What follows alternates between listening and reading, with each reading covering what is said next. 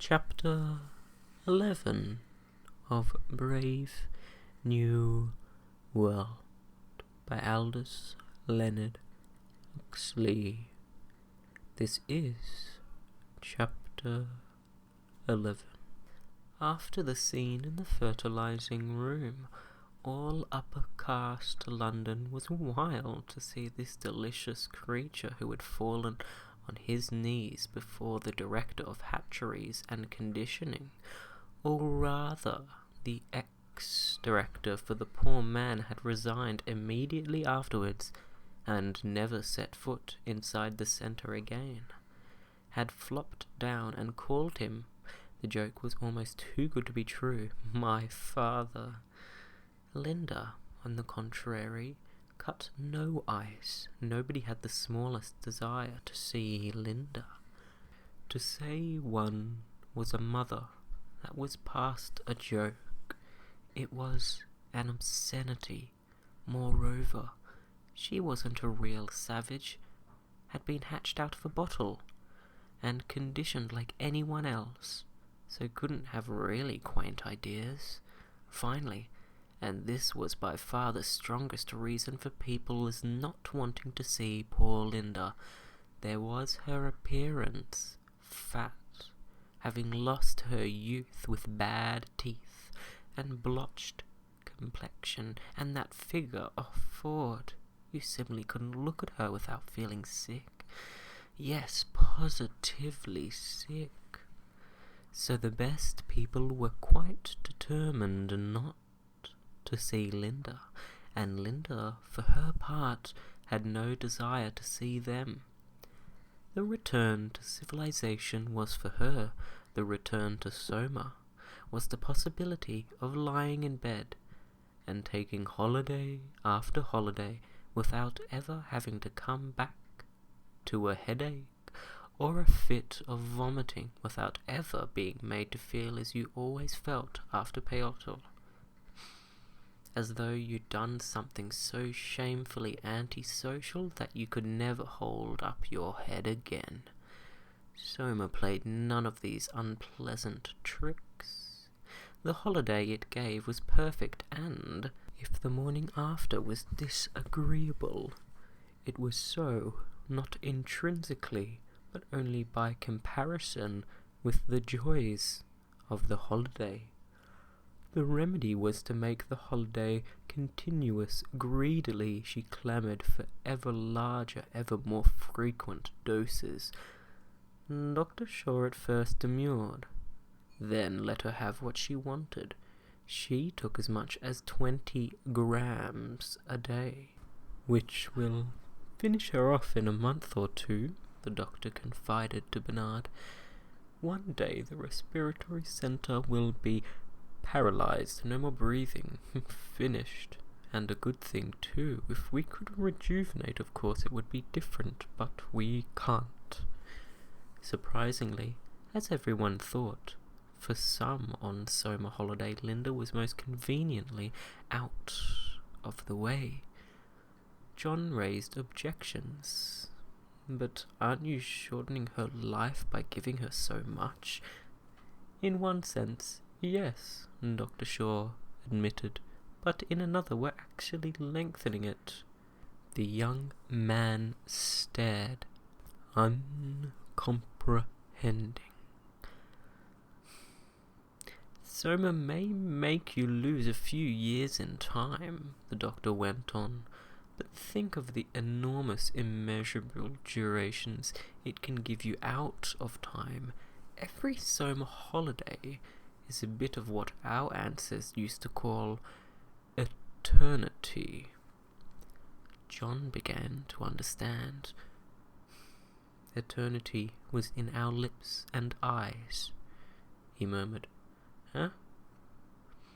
Nothing. Of course, Dr. Shaw went on, you can't allow people to go popping off into eternity if they've got any serious work to do. But as she hasn't got any serious work... All the same, John persisted, I don't believe it's right. The doctor shrugged his shoulders. Well, of course, if you prefer to have her screaming mad all the time. In the end, John was forced to give in. Linda got her Soma. Thenceforward she remained in her little room on the 37th floor of Bernard's apartment house in bed, with the radio and television always on, and the patchouli tap just dripping, and the Soma tablets within reach of her hand. There she remained, and yet wasn't there at all, was all the time away, infinitely far away, on holiday in some other world where the music of the radio was a labyrinth of sonorous colours, a sliding, palpitating labyrinth that led, by what beautifully inevitable windings, to a bright centre of absolute conviction, where the dancing images of the television box were the performers in some indescribably delicious all-singing theory, where the dripping patchouli was more than scent, was the sun, was a million saxophones, where Poppy making love, only much more so, incomparably more, and without end. No, we can't rejuvenate, but I'm very glad, Dr. Shaw had concluded, to have had this opportunity to see an example of senility in a human being. Thank you so much for calling me in. He shook Bernard warmly by the hand.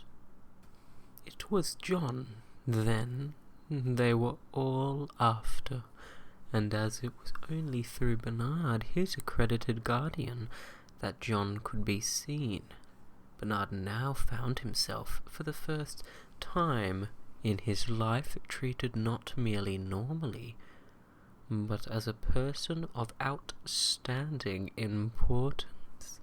There was no more talk of the alcohol in his blood surrogate, no gibs at his personal appearance. Henry Foster went out of his way to be friendly. Benito Hoover made him a present of 6 packets of sex hormone chewing gum. The assistant predestinator came out and caged almost abjectly for an invitation to one of Bernard's evening parties. As for the women, Bernard had only to hint at the possibility of an invitation, and he could have whichever of them he liked. Bernard's asked me to meet the savage next Wednesday, Fanny announced triumphantly. I'm so glad, said Lenina. And now you must admit that you were wrong about Bernard. Don't you think he's rather sweet? Fanny nodded. And I must say, she said, I was quite agreeably surprised. The chief bottler, the director of predestination, 3 deputy assistant fertilizer generals, the professor of Fearleys in the College of Emotional Engineering, the dean of the Westminster Community Singery, the supervisor of Bokanovskification. The list of Bernard's notabilities was interminable. And I had 6 girls last week, he confided to Helmholtz Watson. 1 on Monday, and 2 on Tuesday, 2 more on Friday, and 1 on Saturday. And if I'd had the time or inclination, there are at least a dozen more who were only too anxious. Helmholtz listened to his boastings in a silence so gloomily disapproving that Bernard was offended. You're envious, he said. Helmholtz shook his head. I'm rather sad, that's all, he answered. Bernard went off in a huff. Never, he told himself, Never would he speak to Helmholtz again. The days passed. Success went fizzily to Bernard's head, and in the process completely reconciled him, as any good intoxicant should do, to a world which, up till then, he had found very unsatisfactory. Insofar as it recognized him as important, the order of things was good, but, reconciled by his success, he yet refused to forego the privilege of criticizing this order, for the act of criticizing heightened his sense of importance, made him feel larger. Moreover, he did genuinely believe that there were things to criticize. At the same time, he genuinely liked being a success and having all the girls he wanted. Before those who now, for the sake of the savage, paid their court to him, Bernard would parade a carping unorthodoxy. He was politely listened to, but behind his back people shook their heads. "That young man will come to a bad end," they said, prophesying the more confidently in that they themselves would in due course personally see it too. The end was bad. "He won't find another savage to help him out a second time," they said. Meanwhile, however, there was the first savage. They were polite. And because they were polite, Bernard felt positively gigantic, and at the same time light with elation, lighter than air. "Lighter than air," said Bernard, pointing upwards, "like a pearl in the sky, high above them." The weather department's captive balloon shone rosily in the sunshine. The said savage, so ran Bernard's instructions, to be shown civilized life in all its aspects. He was being shown a bird's-eye view of it at present, a bird's-eye view from the platform of the Sharing Tea Tower. The station master and the resident meteorologist were acting as guides, but it was Bernard who did most of the talking. Intoxicated, he was behaving as though, at the very least, he were a visiting world controller lighter than air. The Bombay green rocket dropped out of the sky. The passengers alighted, each identical Dravidian twins in khaki, looked out of their 8 portholes of the cabin. The stewards. 1,250 kilometers an hour, said the station master impressively. "What do you think of that, Mr. Savage?" John thought it very nice. "Still," he said, "Ariel could put a girdle around the earth in 40 minutes. "The savage," wrote Bernard in his report to Mustapha Mond, "shows surprisingly little astonishment at or awe of civilized inventions. This is partly due, no doubt, to the fact that he has heard them talked about by the woman, Linda, his Mustapha Mond frowned. Does the fool think I'm too squeamish to see the word written out at full length? Partly on his interest being focused on what he calls the soul, which he persists in regarding as an entity independent of the physical environment, whereas, as I tried to point out to him..." The controller skipped the next sentences and was just about to turn the page in search of something more interestingly concrete, when his eye was caught by a series of quite extraordinary phrases. "Though I must admit," he read, that I agree with the savage in finding civilized infantility too easy, or, as he puts it, not expensive enough, and I would like to take this opportunity of drawing your lordship's attention to Mustafa Mon's anger gave place almost at once to mirth. The idea of this creature solemnly lecturing him about the social order was really too grotesque. The man must have gone mad. I ought to give him a lesson, he said to himself, then threw back his head and huffed aloud. For the moment, at any rate, the lesson would not be given.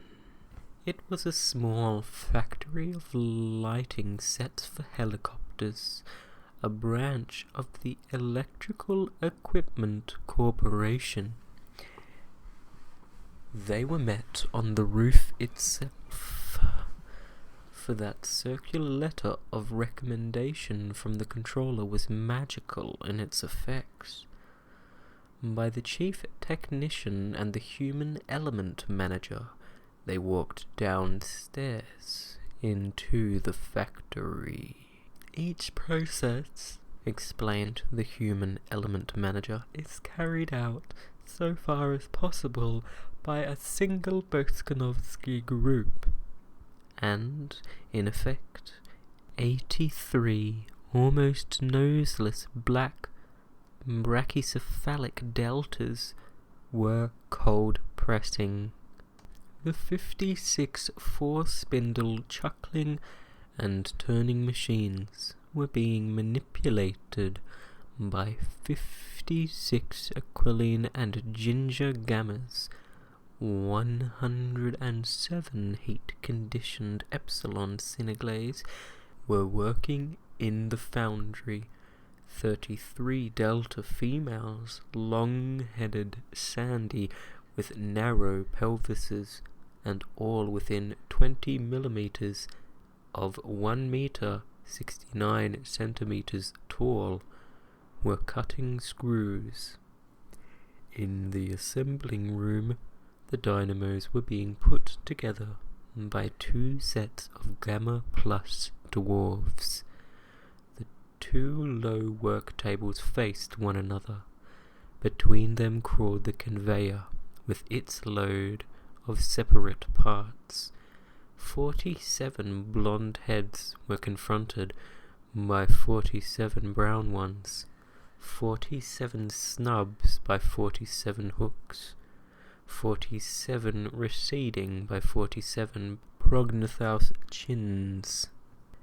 The completed mechanisms were inspected by 18 identical curly auburn girls in gamma green, packed in crates by 34 short-legged left-handed male delta minuses, and loaded into the waiting trucks and lorries by 63 blue-eyed, flaxen and freckled epsilon semi-morons. O brave new world, by some malice of his memory, the savage found himself repeating Miranda's words. O brave new world that has such people in it. And I assure you, the human element manager concluded as they left the factory, we hardly ever have any trouble with our workers. We always find. But the savage had suddenly broken away from his companions and was violently retching behind a clump of laurels, as though the solid earth had been a helicopter in an air pocket. This savage, wrote Bernard, refuses to take Soma, and seems much distressed because of the woman Linda. His remains permanently on holiday. It is worthy of note, in spite of his senility and the extreme repulsiveness of her appearance, The savage frequently goes to see her and appears to be much attached to her, an interesting example of the way in which early conditioning can be made to modify and even run counter to natural impulses, in this case the impulse to recoil from an unpleasant object. At Eton they alighted on the roof of upper school. On the opposite side of school yard, the 52 stories of Lupton's Tower gleamed white in the sunshine. College on their left, and on their right the school community singery reared their venerable piles of Ferrero concrete and Vita glass. In the centre of the quadrangle stood the quaint old chrome steel statue of Al Ford. Dr. Gaffney, the provost, and Miss Keat, the headmistress, received them as they stepped out of the plane. "Do you have many twins here?" the savage asked rather apprehensively as they set out on their tour of inspection. "Oh no," the provost answered. "Eton is reserved exclusively for upper caste boys and girls. 1 egg, 1 adult. It makes education more difficult, of course, but as they'll be called upon to take responsibilities and deal with unexpected emergencies, it can't be helped," he sighed. Bernard, meanwhile, had taken a strong fancy to Miss Keat. "If you're free any Monday, Wednesday, or Friday evening," he was saying, jerking his thumb towards the savage. "He's curious, you know," Bernard added. "Quaint." Miss Keat smiled, and her smile was really charming, he thought, said thank you, and would be delighted to come to one of his parties. The provost opened a door. 5 minutes in, that Alpha Double Plus classroom left John a trifle bewildered. "What is elementary relativity?" he whispered to Bernard. Bernard tried to explain, then thought better of it, and suggested that they should go to some other classroom. From behind a door in the corridor leading to the Beta Minus geography room, a ringing soprano voice called, 1, 2, 3, 4, and then, with a wary impatience, "As you were." "Malthusian drill," explained the headmistress. "Most of our girls are free martins, of course. I'm a free martin myself." She smiled at Bernard. "But we have about 800 unsterilized ones who need constant drilling." In the Beta Minus geography room, John learnt that a savage reservation is a place which, owing to unfavorable climatic or geological conditions, or poverty of natural resources, has not been worth the expense of civilizing. A click, the room was darkened, and suddenly on the screen above the master's head, penitentes of a coma prostrating themselves before Our Lady, and wailing, as John had heard them wail, confessing their sins before Jesus on the cross, before the eagle image of Pukong. The young Etonians fairly shouted with laughter. Still wailing, the penitents rose to their feet, stripped off their upper garments, and, with knotted whips, began to beat themselves blow after blow. Redoubled, the laughter drowned even the amplified record of their groans. "But why do they laugh?" asked the savage in a pained bewilderment. "Why?" The provost turned towards him. a still broadly grinning face. "Why? But because it's so extraordinarily funny." In the climactic twilight, Bernard risked a gesture which, in the past, even total darkness would hardly have emboldened him to make. Strong in his new importance, he put his arm around the headmistress's waist. It yielded willow-willy. He was just about to snatch a kiss or two and perhaps a gentle pinch when the shutters clicked open again. "Perhaps we had better go on," said Miss Keat, and moved towards the door.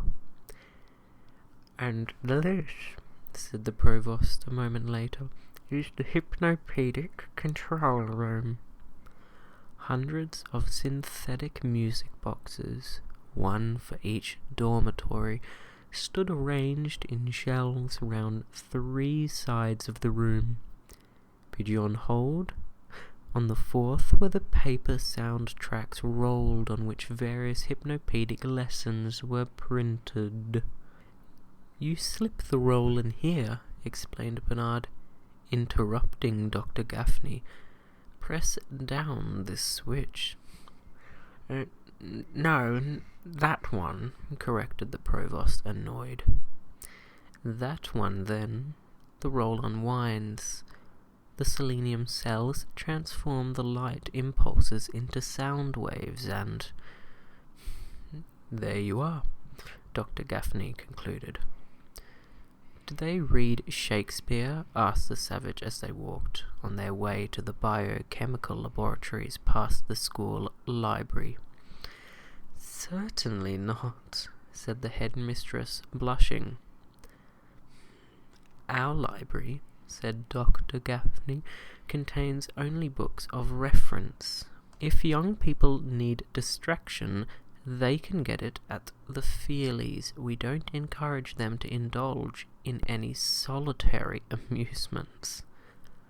5 busloads of boys and girls singing or in silent embracement rolled past them over the vitrified highway.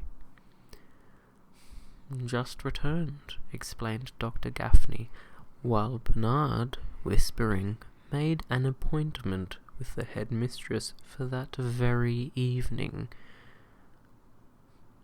From the Slough crematorium, death conditioning begins at 18 months. Every tot spends 2 mornings a week in a hospital for the dying.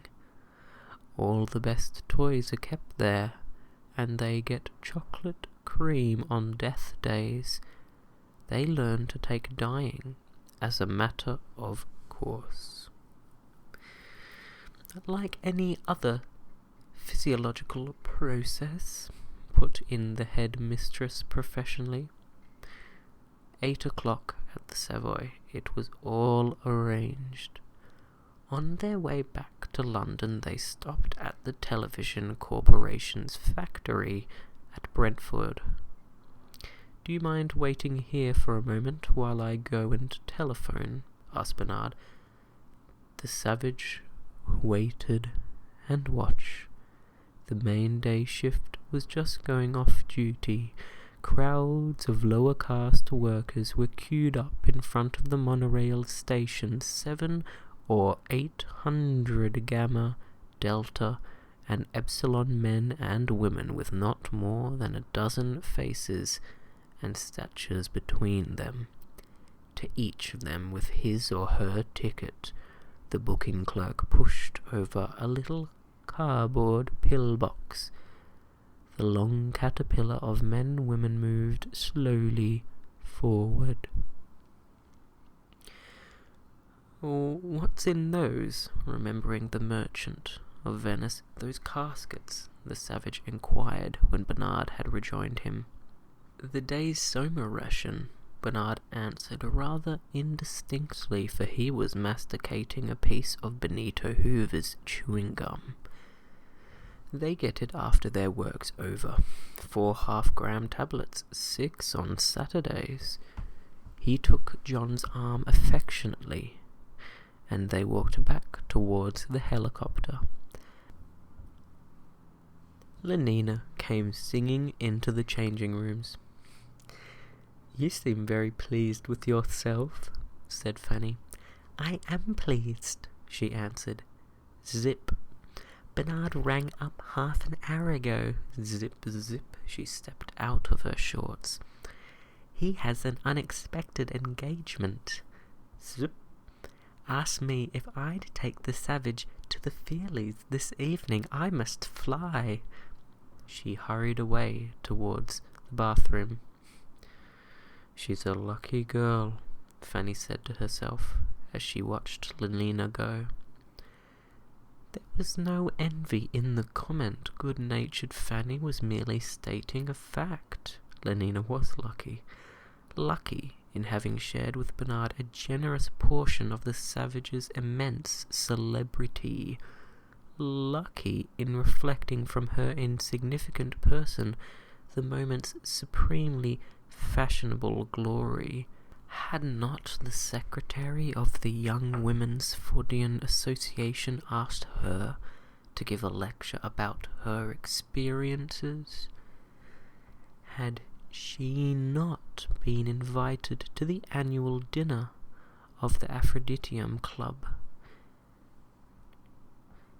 Had she not already appeared in the Feelytone news visibly, audibly, and tactually appeared to countless millions all over the planet? Hardly less flattering had been the attentions paid by her conspicuous individuals. The resident World's Controller's second secretary had asked her to dinner and breakfast. She had spent one weekend with the Ford Chief Justice, and another with the arch-community songster of Canterbury. The president of the Internal and External Secretions Corporation was perpetually on the phone, and she had to be Duval with the deputy governor of the Bank of Europe. "It's wonderful, of course, and yet, in a way," she had confessed to Fanny, "I feel as though I were getting something on false presences, because, of course, the first thing they all want to know is what it's like to make love to a savage. And I have to say I don't know." She shook her head. "Most of the men don't believe me, of course, but it's true. I wish it weren't," she added sadly, and sighed. "He's terribly good-looking, don't you think so?" "But doesn't he like you?" asked Fanny. "Sometimes I think he does, and sometimes I think he doesn't. He always does his best to avoid me. He goes out of the room when I come in. He won't touch me, he won't even look at me. But sometimes if I turn around suddenly, I catch him staring, and then, well, you know how men look when they like you." Yes, Fanny knew. "I can't make it out," said Lenina. She couldn't make it out, and not only was bewildered, was also rather upset. "Because, you see, Fanny, I like him." Liked him more and more. Well, now there'd be a real chance, she thought, as she centered herself after her bath. Dab, dab, dab. A real chance. Her high spirits overflowed in a song. "Hug me till you drug me, honey. Kiss me till I'm in a coma. Hug me, honey, snugly bunny. Love's as good as Soma." The scent organ was playing a delightfully refreshing herbal capriccio, rippling arpeggios of thyme and lavender, of rosemary, basil, myrtle, tarragon, a series of daring modulations through the spice keys into ambergris, and a slow return through sandalwood, camphor, cedar, new-mown hay, with occasional subtle touches of discord, a whiff of kidney pudding, the faintest suspicion of pig's dung. Back to the simple aromatics with which the piece began.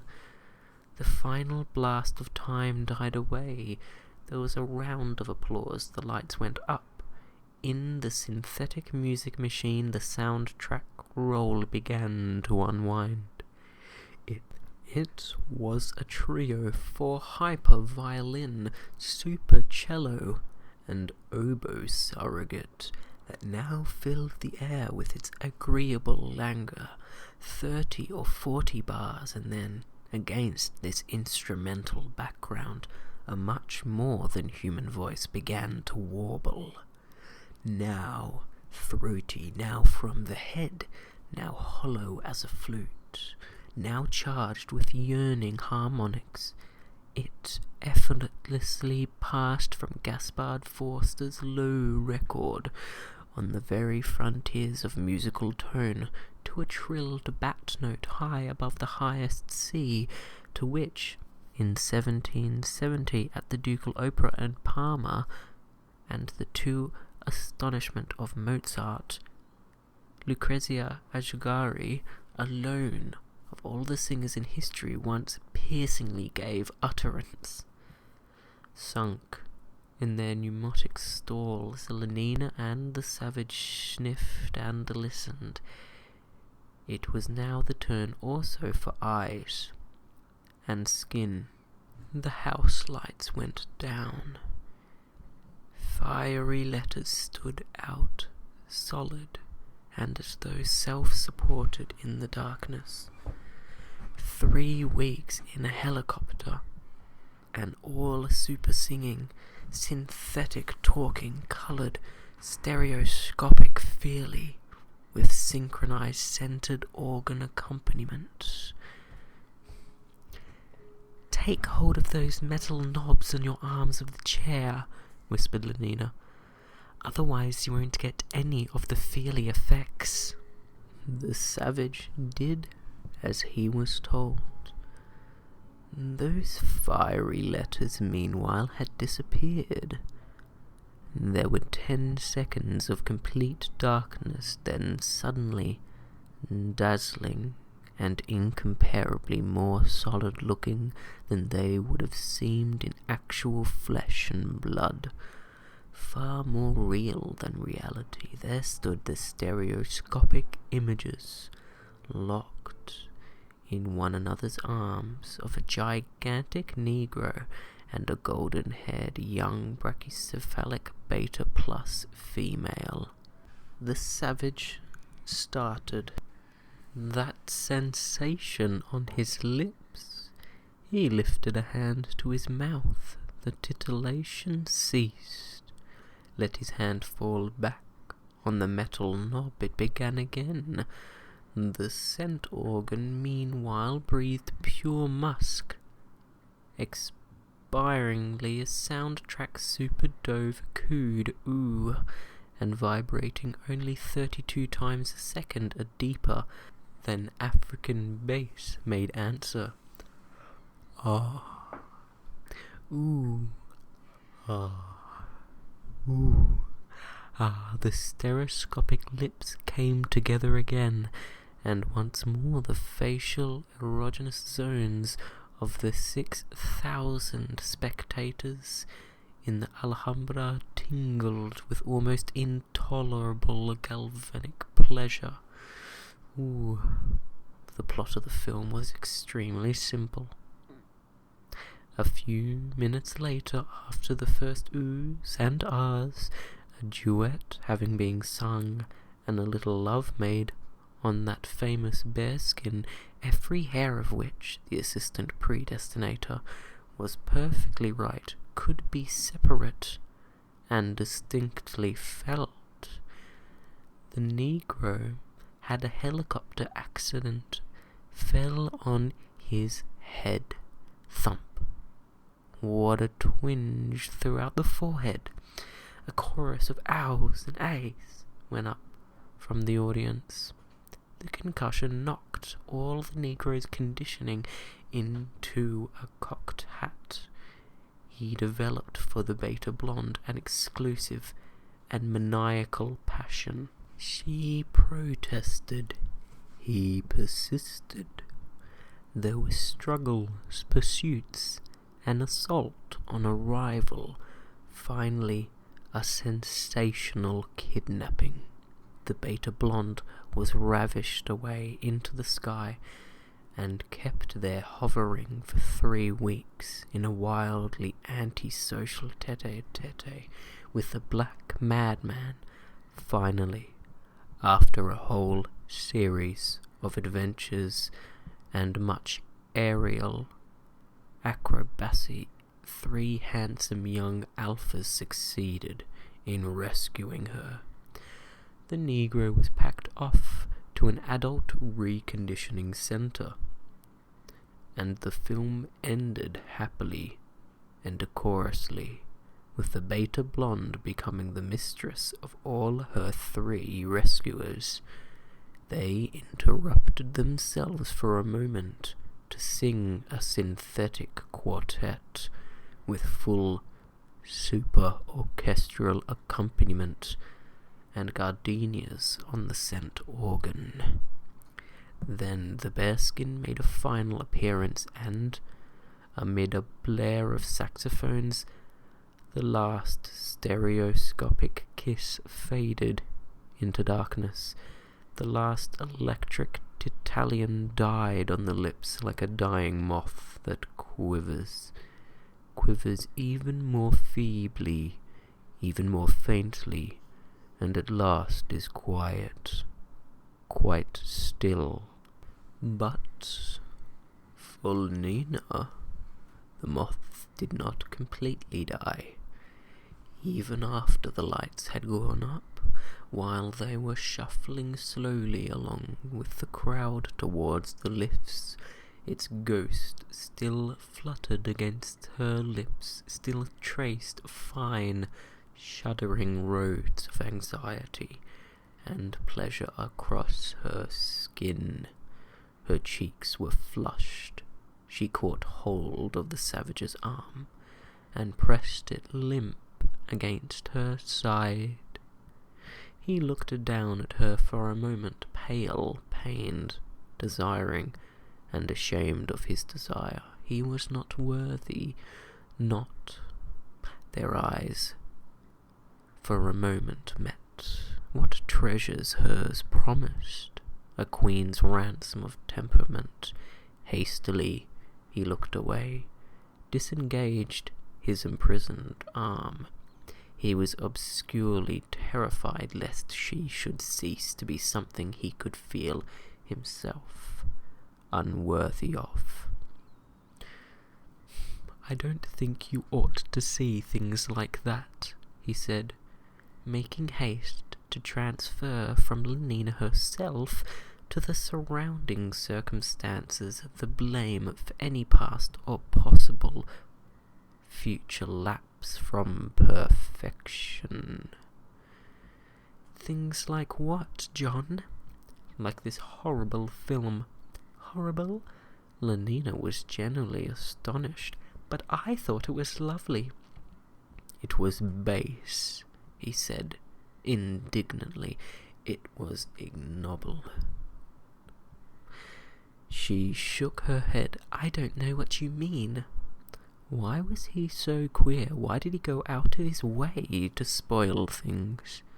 In the taxicopter he hardly even looked at her, bound by strong vows that had never been pronounced, obedient to laws that had long since ceased to run. He sat averted and in silence. Sometimes, as though a finger had plucked at some taut, almost breaking string, his whole body would shake with a sudden nervous start. The taxicopter landed on the roof of Lenina's apartment house.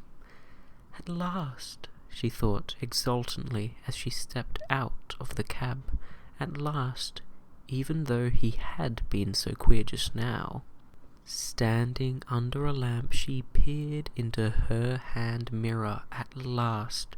Yes, her nose was a bit shiny. She shook the loose powder from her puff.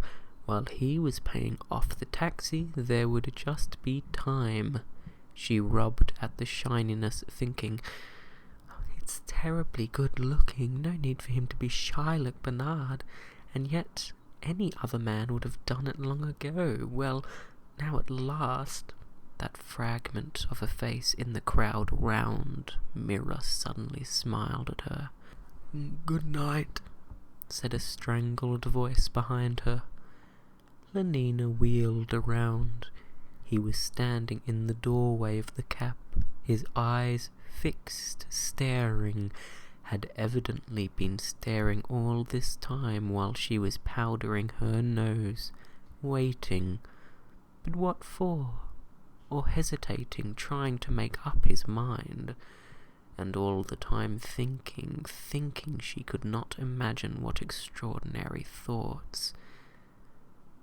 "Good night, Lenina," he repeated, and made a strange, grimacing attempt to smile. "But John, I thought you were... I mean, aren't you..." He shut the door and bent forward to say something to the driver. The cab shot up into the air. Looking down through the window in the floor, the savage could see Lenina's upturned face pale in the bluish light of the lamps. The mouth was open. She was calling. Her foreshortened figure rushed away from him. The diminishing square of the roof seemed to be falling through the darkness. 5 minutes later, he was back in his room. From its hiding place, he took out his mouse-nibbled volume, turned with religious care its stained and crumpled pages, and began to read Othello. Othello, he remembered, was like the hero of 3 Weeks in a Helicopter, a black man. Drying her eyes, Lenina walked across the roof to the lift. On her way down to the 27th floor, she pulled out her Soma bottle. 1 gram, she decided, would not be enough. Hers had been more than a 1 gram affliction. But if she took 2 grams, she ran the risk of not waking up in time tomorrow morning. She compromised, and in her cupped left palm shook out 3 half-gram tablets.